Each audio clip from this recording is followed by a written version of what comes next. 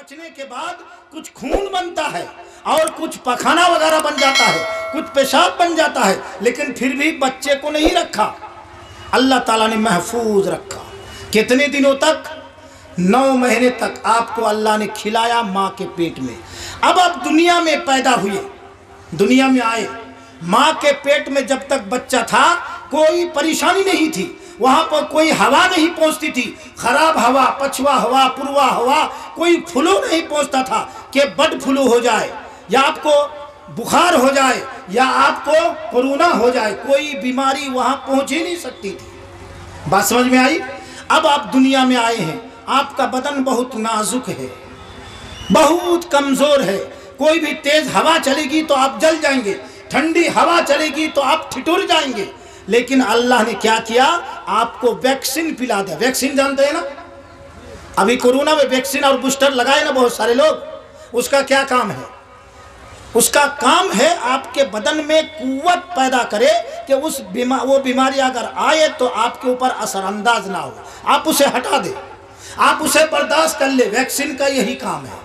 अल्लाह रब्बुल आलमीन ने हमारी माँ की छाती से अल्लाह ताला ने वैक्सीन पैदा कर दिया। कैसे? जब बच्चा पैदा होता है तो उस वक्त गाढ़ा पीला खून आता है, गाढ़ा, पतला खून नहीं आता है, गाढ़ा खून आता है। पहले हम उसको निचोड़ कर फेंक देते थे, लेकिन अब रेडियो, टीवी, व्हाट्सएप और फला चीज में प्रचार आता है, माँ के छाती से निकलने वाला गाढ़ा पीला दूध ये अमृत है, बच्चे के लिए जीवनदायक है। देख रहे क्या इंतजाम? उसके बाद आप लोग गाय देखे, करीब में कहीं गाय देखे ना? गाय का ग्वाल जब दूध दोहता है तो देखे होंगे, एक बांट में जब दूध खींचता है तो एक सुराख से दूध आता है तेज, फिर दूसरा खींचता है तो दूसरे से आता है तेज, एक ही सुराख है ना? लेकिन अल्लाह ने कहा कि नहीं, हमारे ये मोमिन बंदे हैं, इन्हें परेशानी नहीं होनी चाहिए। आप सावर देखें, गुस्लखाना में सावर जो लगाते हैं, वो जब सावर से पानी आता है तो मुलायम होकर आता है, लेकिन अगर सावर ना लगाए, सिर्फ टोटी लगी हो तो खोलेंगे तो छर छर पानी आएगा। अल्लाह ने हमारी माँ की छाती में सावर लगा दिया, एक एक छाती में कई सुराख कर दिया, छोटे छोटे छोटे छोटे छोटे छोटे छोटे छोटे कई सुराख कर दिया। क्यों? इसलिए कि हमारे बंदे को जब दूध खींचेगा तो परेशानी ना हो, वो जब दूध खींचेगा तो मुलायम होकर दूध निकले। लेकिन जानवर की छाती में नहीं दिया, है ना? अच्छा, इतनी और भी बहुत सारी बातें हैं। इतने सारे इंतजामात से अल्लाह ने हमको बनाया, है ना? बनाया ना? अरे बोलिए ना, बनाया। मकसद क्या है? अल्लाह रब्बुल आलमीन सूरा अज़्ज़ारियात सूरा नंबर 51 आयत नंबर 56, 57 और 58 के अंदर इरशाद फरमा रहा है, वमा खलक़तुल जिन्न वल इंसा इल्ला लियअबुदून। हमने जिनों को और इंसानों को इबादत करने के लिए पैदा किया। समझ गए? मकसद समझ गए ना? क्या मकसद है? इबादत मकसद है, और बड़े इंतजामात से पैदा किया है। अब आप जाइए, शुरू तकरीर में मैंने क्या कहा था? माइक को बनाया गया है दूर आवाज पहुंचाने के लिए। माइक अगर आवाज ना दे तो हम इसे उठाकर फेंक देते हैं, ट्यूबलाइट अगर रोशनी ना दे तो उसे फेंक देंगे। ये हुआ ना? अब इंसान को पैदा किया है इबादत करने के लिए, अगर वो इबादत में कमजोर है या इबादत नहीं करता है तो क्या होगा? क्या होगा? अरे बोलो ना जी, डंके की चोट पर बोलो, क्या होगा? अल्लाह रब्बुल आलमीन उठाकर आपको फेंक देगा। आपको उठाकर फेंका है कि नहीं? फेंक दिया गया है। आपकी कोई बात सुनी नहीं जाती है। आप अदालत जाइए, आपके खिलाफ फैसला होता है। आप पुलिस महकमा में जाइए, आपकी केस लिखा नहीं जाता है। क्यों? इसलिए कि आप डस्ट बन गए, डस्ट, कूड़ा। आपकी कोई वकात नहीं। क्यों? इसलिए कि आपको जिस मकसद के लिए आपके रब ने बनाया था, उस मकसद में आप फेलवर हो गए। यहाँ पर जितने लोग बैठे हुए हैं, मैं यकीन के साथ बोल सकता हूँ 90-90% आदमी इशा की नमाज नहीं पढ़ा है। عشاء کی نماز نہیں پڑھا ہے۔ جلسہ سننا ایک مستحب کام ہے، نماز پڑھنا فرض کام ہے۔ آپ فرض چھوڑ کر مستحب کام میں بیٹھے ہیں، اپنے مقصد میں آپ فیلور ہیں۔ اور دنیا کی کوئی ایک بات، ایک مثال دے کر ختم کر رہا ہوں کہ موبائل دیکھیں،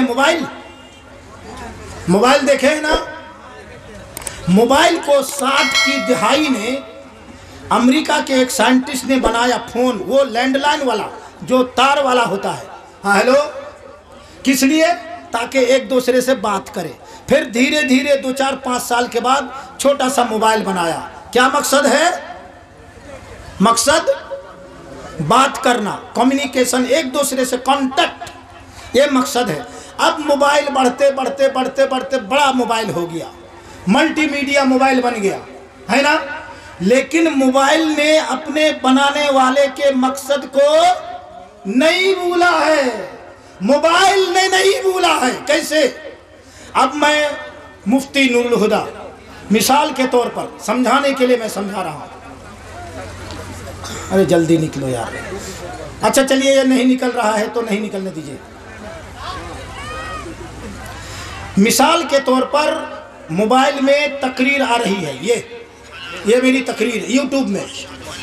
اس وقت اگر کوئی فون کرے مجھ کو، یہ آڈیو چلے گا؟ یہ ویڈیو چلے گا؟ نہیں چلے گا۔ کیوں؟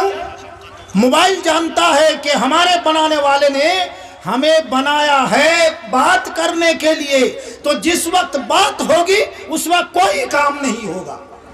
بات ہوگی تو بات ہوگی، دوسرا کام ہم ہونے نہیں دیں گے۔ کیوں؟ اس لیے کہ ہمارے بنانے والے نے ہمیں فون کے لیے بنایا ہے، ہم دوسرا کام نہیں کریں گے۔ تو ہمارے رب نے ہمیں کس کام کے لیے بنایا ہے؟ عبادت کے لیے۔ لیکن فجر کی اذان کے وقت ہم سوئے رہتے ہیں، بس ختم کر دیا جی، تو ہم سوئے رہتے ہیں نا، تو گویا کہ موبائل سے بھی ہم گئے گزرے ہیں۔ موبائل سے، جس موبائل نے اپنے بنانے والے کے مقصد کو نہیں بھولا اور ہم بھول گئے، تو ہم بھول گئے، اسی لیے ہمارا یہ انجام ہے۔ پورے ہندوستان میں دیکھیے، بلکہ پورے ورلڈ میں دیکھیے، اتنی بڑی تعداد میں آپ موجود ہیں، لیکن آپ کی کوئی وقعت نہیں ہے، آپ کو کوئی پوچھنے والا نہیں ہے، آپ کے پاس کوئی بڑا نیتا ووٹ مانگنے تک نہیں آتا ہے۔ کیوں؟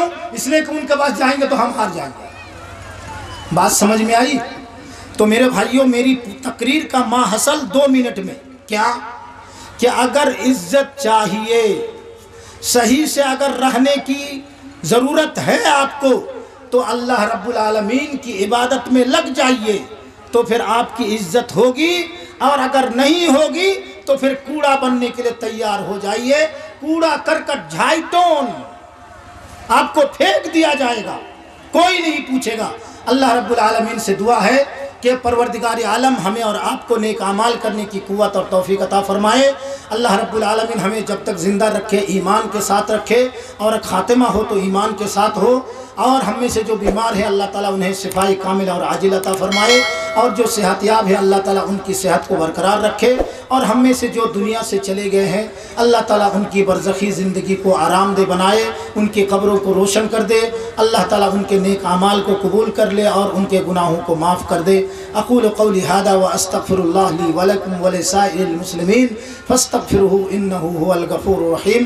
السلام علیکم ورحمۃ اللہ وبرکاتہ۔